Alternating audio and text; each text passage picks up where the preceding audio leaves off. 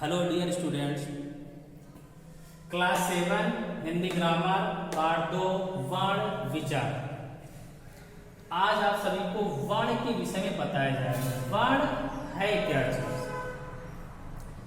तो वर्ण जो है भाषा या ध्वनि की सबसे छोटी इकाई होती है जिसका खंड या टुकड़ा ना किया जा सके, उसे क्या कहते हैं? वर्ण कहते हैं। लेकिन जितने वर्णमाला में जितने वर्ण होते हैं सभी वर्ण नहीं कहे जाते हैं, उसमें अक्षर भी होते हैं। अब क्वेश्चन ये उठता है वर्ण क्या है और अक्षर क्या है। क्वेश्चन उठेगा आपका वर्ण और अक्षर वास्तव में है क्या है। ये आप सबके मन में भी क्वेश्चन उठ रहे होंगे कि वर्ण क्या है, अक्षर क्या है। वर्ण अक्षर तो सेम ही लग रहे हैं, छोटा बड़ा छोटी बड़ी सभी क्या है, वर्ण ही है, अक्षर भी कहते हैं।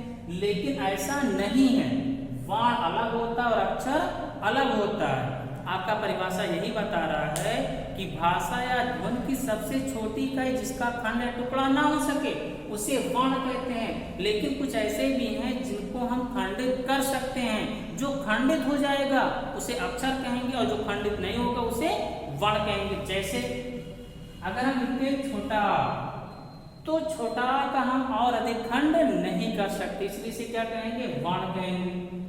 छोटी इसका भी नहीं कर सकते हैं, छोटाऊ का भी नहीं कर सकते और री का भी नहीं कर सकते। इसके अलावा जितने भी बच रहे हैं सभी को खंडों में डिवाइड किया जा सकता है। जैसे मान लीजिए दे दिया गया का, इसको भी इसका भी खंड किया जा सकता है। इसका क्या हो जाएगा? का अलग प्लस होता, ये डिवाइड हो चुका है। जैसे डिवाइड हुआ क्या हो गया? ये अक्षर हो गया।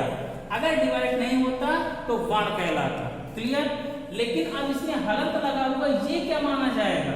अब ये हो गया है वर्ण। जैसे मान लीजिए खा लिख दिया गया और हलंत लगा दिया, पूछ लेंगे वर्ण या अक्षर, हलंत लगते ही क्या हो जाएगा? वर्ण हो जाएगा। क्यों? क्योंकि इसका और अधिक खंड अब हम नहीं कर सकते हैं। नहीं तो ये मत समझना कि का यहाँ पे अक्षर हो रहा है, यहाँ भी अक्षर होगा।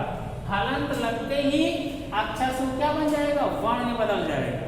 इस चीज को याद रखना। ओके, तो वर्ण और अक्षर में क्या अंतर है आप सबको समझ में आ चुका होगा। इसके बाद देखेंगे वर्ण के प्रकार। वर्ण जो होंगे आपके दो प्रकार के होंगे, एक आपका हो जाएगा स्वर और एक आपका क्या हो जाएगा? व्यंजन। अब स्वर क्या है और व्यंजन क्या है? स्वर उसे कहते हैं जिसके उच्चारण में किसी की सहायता न लेनी पड़े, अर्थात जो स्वतंत्र रूप से बोले जा सके उसे क्या कहते हैं? उसे स्वर कहा जाता है। और जिन वर्णों के उच्चारण में स्वर की सहायता लेनी पड़े उसे क्या कहा जाता है? उसे व्यंजन कहते हैं। अब ये जो स्वर हैं ये तीन प्रकार के होते हैं। एक आपका हो जाता है ह्रस्व, एक आपका हो जाता है दीर्घ, एक आपका हो जाता है प्लुत। ह्रस्व जो होता है इसमें केवल एक मात्रा का समय लगता है, और जो दीर्घ होता है इसमें दो मात्रा का समय लगता है, और जो प्लुत होता है इसमें कितने मात्रा का समय लगेगा? तीन मात्रा का समय लगेगा। अब ह्रस्व में कौन कौन से वर्ण आते हैं, दीर्घ में कौन कौन से वर्ण आता है और प्लुत में क्या आता है?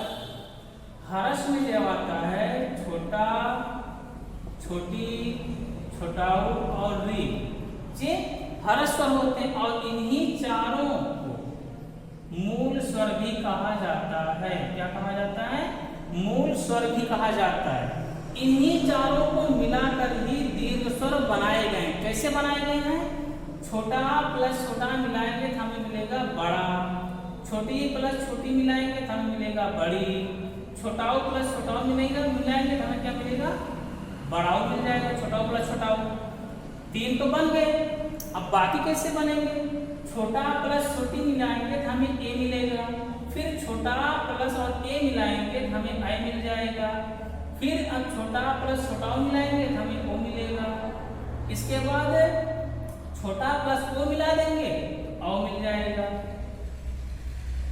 ये जो है इनको कहा जाता है दीर्घ स्वर कहा जाता है। लेकिन इन चारों को संयुक्त स्वर भी कहा जाता है। क्या कहा जाता है? संयुक्त स्वर। क्यों? क्योंकि ये जो बने हुए हैं असमान वर्णों से मिलकर बने हुए हैं, समान वर्णों से नहीं। ये सभी तो समान वर्ण से बने हुए हैं, इसलिए दीर्घ तक ही सीमित है। लेकिन ये चारों असमान वर्णों से बने हुए हैं, इसलिए इसको संयुक्त स्वर भी कहा जाता है। इसके बाद पुनः जो होता है इसमें 3 मात्रा का समय लगता है। इसमें आपका आता है ओइन। ओइन जो है इसमें कितना लगता है, 3 मात्रा का समय लगता है, इसको क्या कहा जाएगा, ओइन कहा जाएगा, वो ग्रुप स्वर कहेंगे। इसके बाद देखेंगे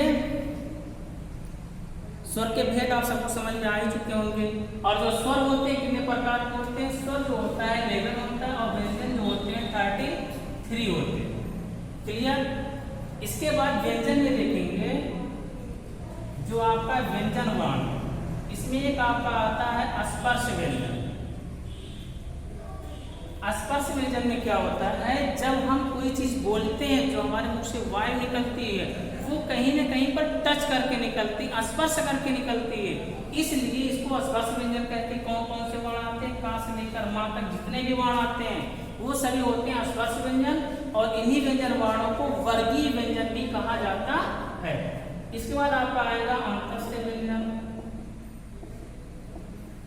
अंतस्थ व्यंजन में क्या हुआ, ऐसे व्यंजन वर्ण जिसका उच्चारण हम अंदर से करें उसे कहते हैं अंतस्थ व्यंजन। इसमें क्या क्या आता है, या, वा, रा और ला, इन 4 वर्णों को अंतस्थ व्यंजन वर्ण कहा जाता है। इसके बाद आपका आएगा ऊष्म व्यंजन। अब ऊष्म व्यंजन वर्ण, ऊष्म व्यंजन क्या है, ऊष्म व्यंजन उसे कहते हैं जिस वर्ण के उच्चारण में गर्मी उत्पन्न करते, अर्थात जो ऊष्म व्यंजन आपके वर्ण है, बड़ा सा, कटी सा, छोटा सा और हा, ये चारों आपके ऊष्म व्यंजन वर्ण, इनका जब उच्चारण करते हैं तो हमारे मुख से जो वायु निकलती है घर्षण करते हुए निकलती है, अर्थात रगड़ खाते हुए निकलती है, इसलिए इसको ऊष्म व्यंजन वर्ण कहा जाता है।